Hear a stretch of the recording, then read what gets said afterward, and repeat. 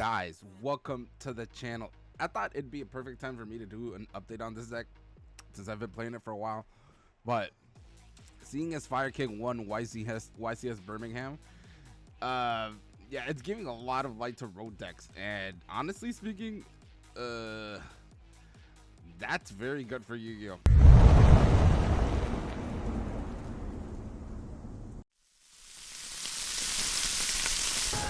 I'm gonna give a little bit of insight of why I say this.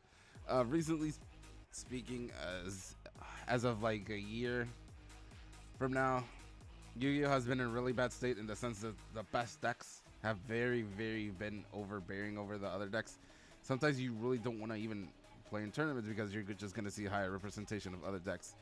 And then famous Snake Eyes, they call it like the deck that basically pulled this movement in full effect, because a lot of people just didn't want to play against Snake Eyes every other round. And a lot of people have the same sentiment now with Malice and Ryzo, which I do agree. Especially with Ryzo. I do think that they're both toxic, but as you can see in the high representation of the last YCS's, Ryzo is indeed the problem. Malice, I thought that Ryzo is really the problem. I like to call Malice the gatekeeper of Rogue, and I think that's the problem in itself. There would be a lot of higher representation of Rogue decks like Fire King and like this one, but Malice just keeps them out, because that deck, hand traps do nothing to them. So let's say, for example, you're playing like a bestial strategy or even a fucking tempai strategy, right? Because that deck's gutted. 15 hand traps is not going to save you, because that deck doesn't that deck doesn't die to hand traps. So you're put in a weird position. Well, you're playing a deck in 2025 and you go like, well, let me play 15 hand traps in my deck, so it's like actually viable. That doesn't matter. You can hand trap that deck 15 times and it'll still put up a board that regular decks can't break. It just Ryzo, right? And that is indeed a problem. But it does bring a lot of light to the shadow, in the sense that if Malice has a high representation enough, or even Ryzo, the side deck is gonna go hard. And you saw in YCS Birmingham. Listen, and I'm gonna say this right now. I'm not giving no credit to that guy, but the side deck pushed him a lot. And listen, I've been a Yu-Gi-Oh player since 2010, and whenever there's a triangle format, and I'm talking this is not even a triangle format. It's like, it reminds me of Dragon Ruler and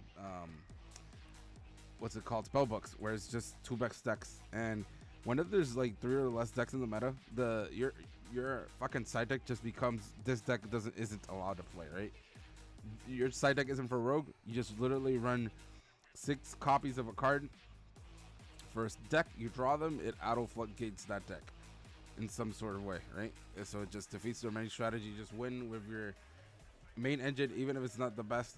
But yeah, I say this because you guys know Fire King isn't, it's subpar at the best. I'm not saying it. The deck is bad by any means, but it's like this one. It doesn't have anything compared to like Malice main engine, right? Or Ryzo main engine.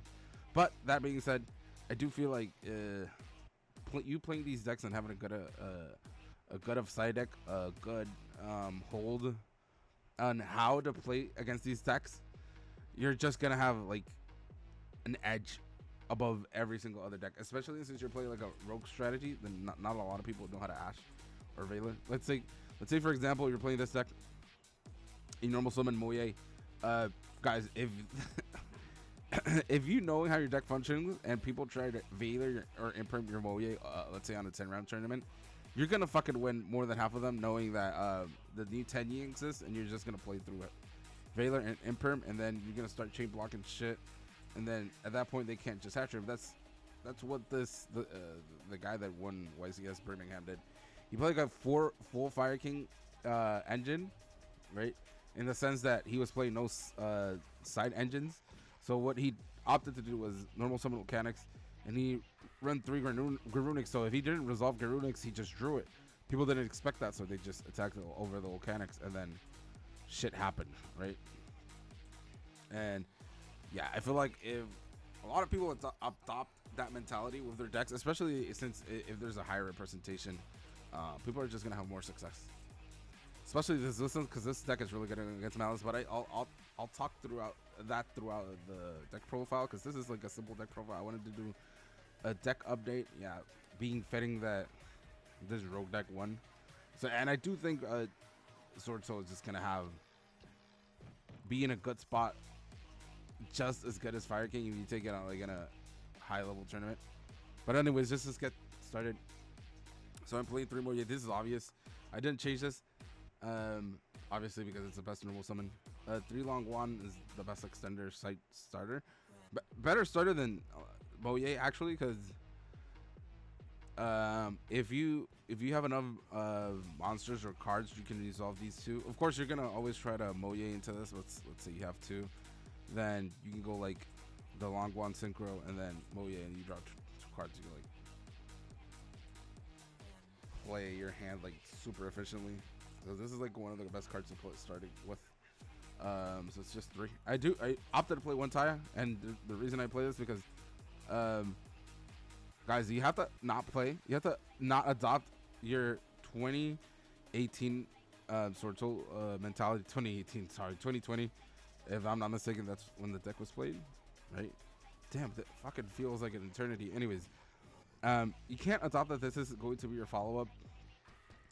Yugi's not in the state that you're absolutely gonna go into grand games. If you don't start playing Yu-Gi-Oh, you're just gonna you're just gonna die. That is what it is. So I just played 1. It's like the same mentality of the Ryzel engine. What's the sword? Just run 1 of. It's good, but you only need 1. Even if you go through it with your main combo line. This is another card I have to play one, which is Ecclesia. The problem with Ecclesia is that it doesn't help you resolve the best card in your deck.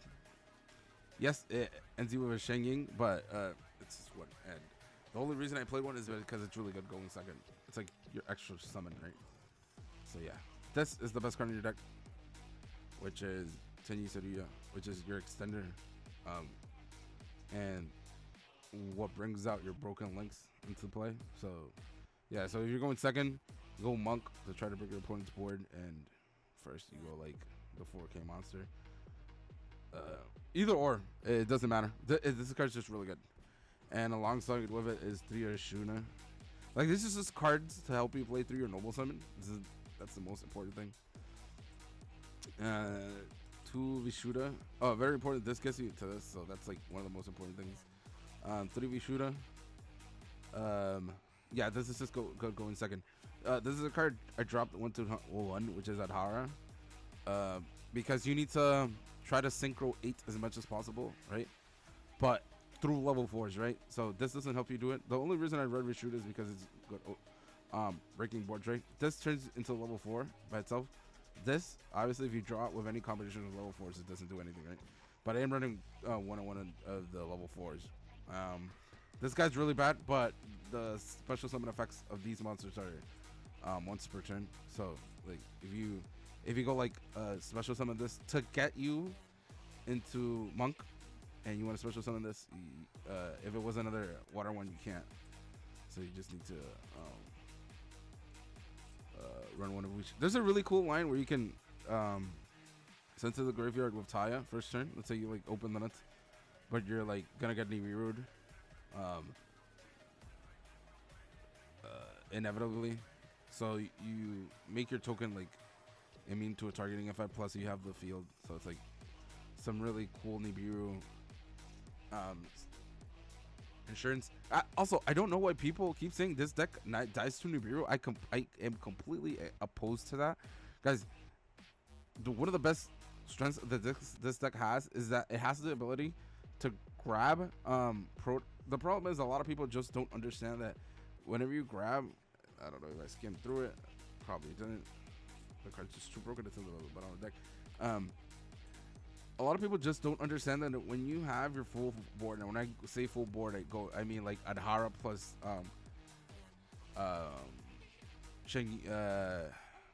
Swordsoul Synchro. You can keep this in your hand if you know your opponent didn't hand trap you, and he's playing a hand trap deck, knowing that he has a resolvable Nibiru in hand. Guys, it's really easy to fucking read Nibiru. Especially if you know you're going into against a 15 hand trap deck.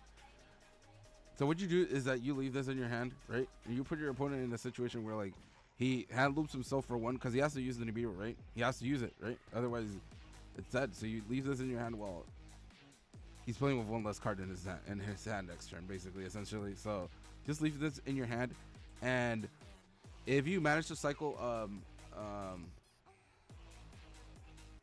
Cheng Ying, Adhara, and the Link 4 for Tenyi, you have a soft lock that it's just really hard to break. Like, it's just really, really fucking hard to break. So your opponent is like most likely gonna turn over the turn to you, so you can just summon this and you kept it in your hand. Plus, like I said, the Nibiru token is unaffected. It says it's like the way you have to play it if you are reading into Nibiru. Right, so it's just... Oh, by the way, this deck does have a line to play against Nibiru. I'll show it to you because, yeah, I think a lot of people don't understand that hand exists. So, yeah. For hand traps, I just played 6, which is 3 Ash. Of course, this card is broken, especially against the most enemies. I was never going to not play Ash because it's just broken. And then I think this is the best card to run without trying to run many hand traps. Why? Because when you look at your opponent's hand or what they're playing, Protoss just becomes much better. So if they're playing, for example, Ryzeal, you roll them, they're just gonna do like a subpar detonator board, which you can just fucking play against. Detonator alone isn't like, especially with Vishuda, you can just like link Vishuda, bounce it back, right? So yeah, they're playing, and by that, probably that line where you draw them, they can't actually eclipse you unless they opt to like send eclipse first. It doesn't matter. The thing is, this card will always just bounce the turn back to you. You can just resolve Protoss more easily. It's like the best card to play, and it's not like Nibiru where like if you draw it first turn with a board, it's like 10 times better. Like imagine if you like resolve Protoss with this, it's like FTK. It's like one of the best hand traps to run along. More than just 3 and perm. Spit it with the hand traps. It's just 9 hand traps because I run 6 board breakers, I guess, and then 1 Tenyi Infinity and 1 of the field. This card is really good, especially against bestials. So it's like drawing this is not bad. The only problem is when I mean, even if you open on your starter, let's say you're doing a line where you can't get bestial, you just activate this first. Otherwise, you just go this, activate this, do the search effect, and then just place it on your end phase. If you're going to leave non-effect monster, which 9 out of 10 times you will, so it doesn't even matter. 3 emergence, your card's just really good. And then 1 Swordsoul Summit. So this is the card that had to play against Nibiru. Another card, because if they end up Nibiruing you, like I said, you just search it and pass your turn, so you can at least end in a shake you. Yeah, I just played one of those.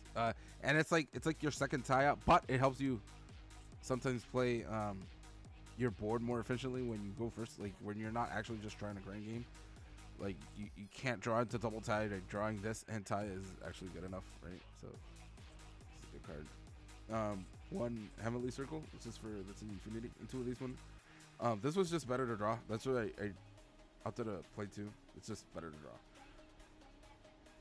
The problem is for you get full effect, you have to resolve Moye or draw into a Tenyi for it to like be a broken card. So otherwise, I guess 3 is like more broken than not. 3 talents, which is like I said, 3 board breakers along with Chalice. I was playing droplets, but the problem with droplets is sometimes this deck likes drawing between the combo, right? Because you go long wand and whatnot, and when you draw into, you don't want to like droplets anything on your board. See, the only times you're really just going to droplet when you're breaking through a board is when you go like fucking desires and they ash it, so you have like droplets to an extra discard fodder. Let's say you resolve desires, you don't actually want to droplet anything more times often than not.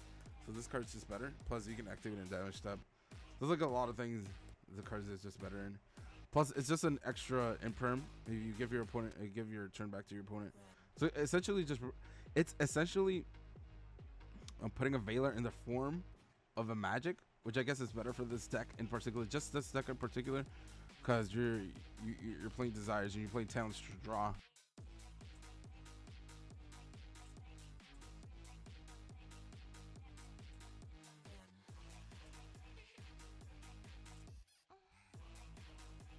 Um, but yeah, the Tenyi cards are just how do I say, like redundant?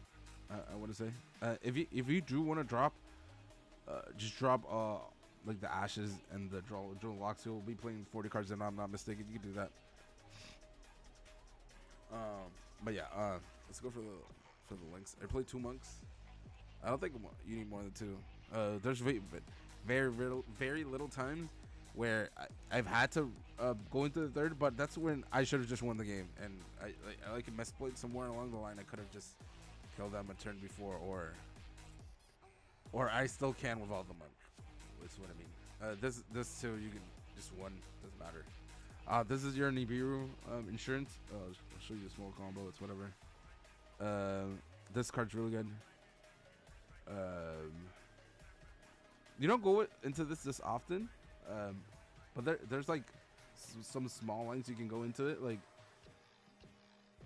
say you go special Tenyi and you draw Ash, for example. That's all you drew. You draw like a level 4 Tenyi and you can normal summon Ash and go into this. Right, those are like some niche scenarios where the card is still good, even with the Swordsoul FX going through, like to decrease level or bump levels, you can summon this. This card's broken. I said that before. It's like the best board breaker you have like in your deck. It's like non-targeting removal. So it's like really good. Mulad Hara, Tuji Zhao. Why did I call it Jingying? Jingying is another word in Chinese. Don't search it, by the way. Longweb Synchro, and then Shingying Synchro. Yeah, and then the Emancipator and the Draco Furious. This, I think, yeah. There's been various situations where Chaos Angels just ends you. You draw cards like Chalice, and the reason why Chalice is good. Droplets is just as good. It's just I've been testing out droplets, and more often times than not, I'm like sending important cards from my hand, where droplets would have done the same thing. Like it would just negated that one card I needed, right? And it wouldn't actually been like a detriment me dropletting, discarding one card, basically. The Psychic and Punisher is really good in this deck because it ends you and it helps you end games where you wouldn't have not otherwise, right?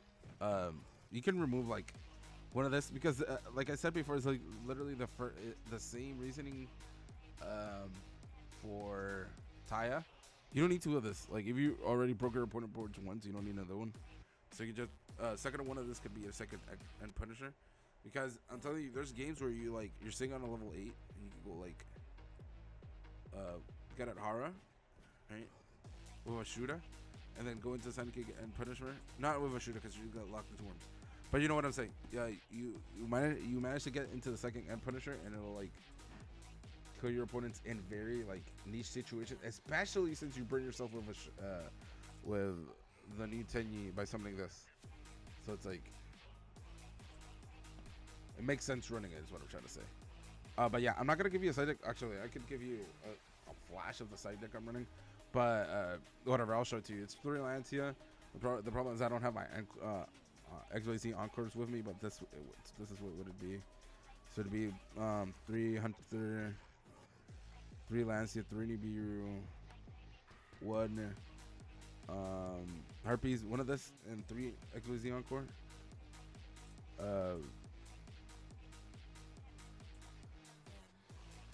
You can play Dimensional Bear, but I think Protoss is enough, right? If you summon Protoss and you call Light, Razor is not gonna play, right? So it's like redundant.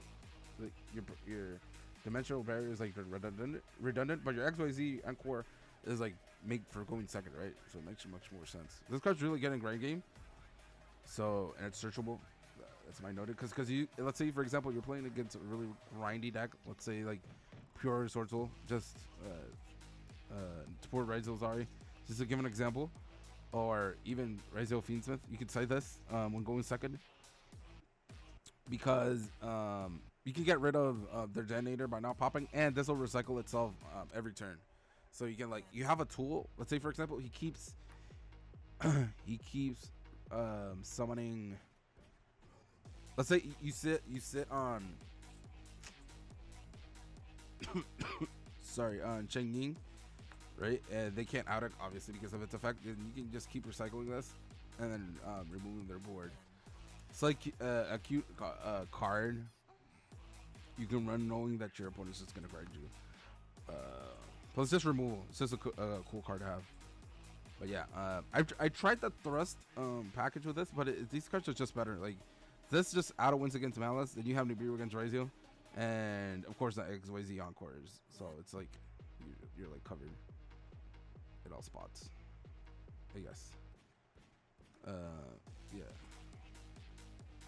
But yeah, that's basically what I would run if I would have the side deck. But yeah, guys. Hope you like this the little bit of insight.